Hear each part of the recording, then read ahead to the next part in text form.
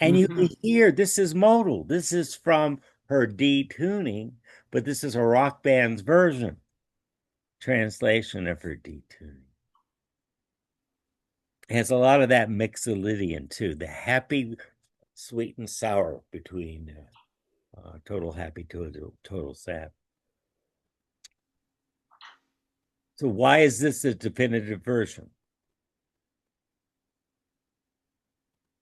It was rock, and I think it had a, a reach beyond the folk realm and such. I mean, I consider Joni's version the the version for me, but I understand why this would have appealed to the masses on a greater level because it was more of a vibrancy to it, whereas Joni's version was kind of hypnotic and ethereal. And this version, more people could latch onto it and basically sing along with it in a Well, way that they might not have been able to do with Joni's because of how she handled the hook. well, she personalizes it, Yeah, and they do it as a group, so it's easier for people to sing along with the group than a personal rendition. right. Yes, It's upbeat, it's danceable. yes. It's also Exactly. it's also what was played at Woodstock, so it Yes. is the classic rendition of it. I like both of them in completely different ways. Right. Me too. So by the time we get here, we're a long way from the 50s. Yeah. It's this group that the late the Yeah. 65 to 70 really was a big evolution in music with totally different sounds, different scales, different instruments. They even said something about Crosby, Stills, and Nash. They had sort of a raga influence. Well, of course, who was the original rock band that did raga influence? The Beatles. Beatles. Yeah, Yeah. they had several songs that had uh, uh, the raga scales and the tonality. Uh, and I think too that after 1964, there was a lot that was changing in this country.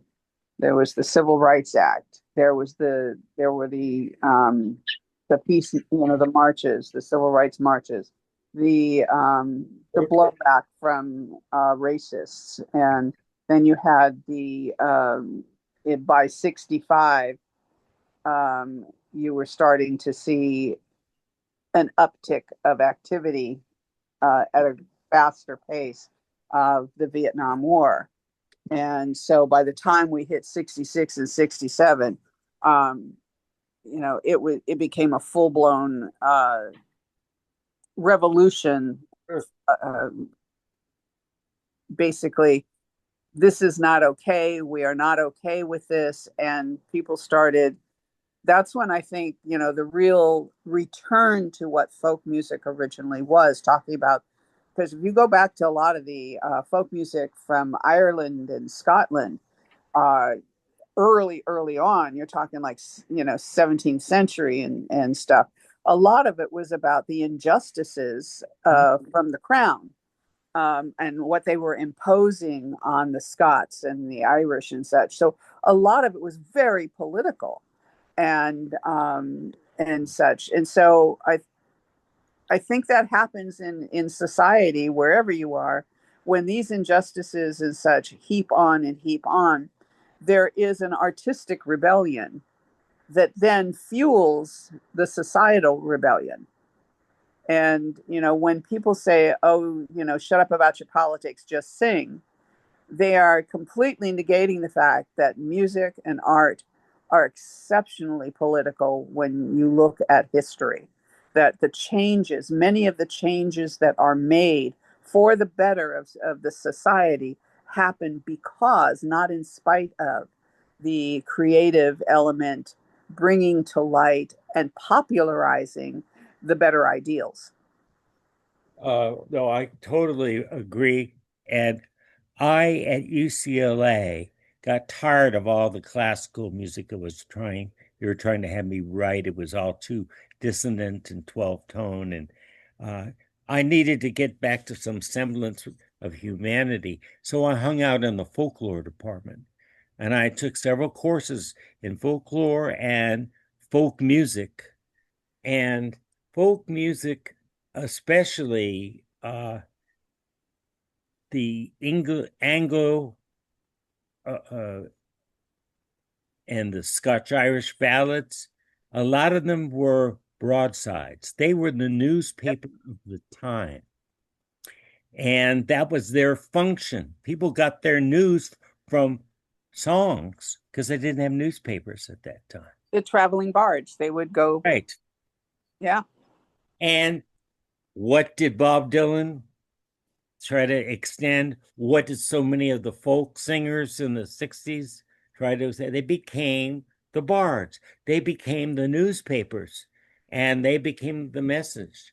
And here, even this year, there's Springsteen doing his thing about the Minnesota people. I wrote a Minnesota song too, but he beat me to it. I think he had a little more connections than I did.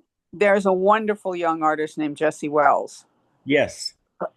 A prolific man. That kid churns out stuff like you wouldn't believe, and it's all good, and he doesn't just stick to one subject or one person that that he's skewing with his songs. I mean, he's such a huge breath of fresh air, and not backed by anybody major. He just started putting stuff on the internet, started making his own albums, started collecting, people's emails and such, and he ended up with like 4 Grammy noms, last year. Well, this has been a real turnaround from what we were investigating. We're going to continue this next week. I'm going to look into the ladies who really set up a lot of the folk music and yeah, Gail, send me some stuff. Maybe I can go through it. I will. Research. So then I will see you guys next week. I'm so glad you showed up. And yes, I'll take the medication I need to keep me going. Yeah, get all the way well. I should be here. I'm feeling energized.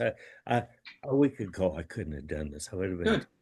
Don't overdo. Let yourself get your rest. Yes. And take care of yourself, because we don't want you going anywhere. No, I don't want to go anywhere either, except the next meeting. I look forward to it. I'm so glad you guys were here. I look forward to seeing you next week. All right, everybody, take care. Bye-bye.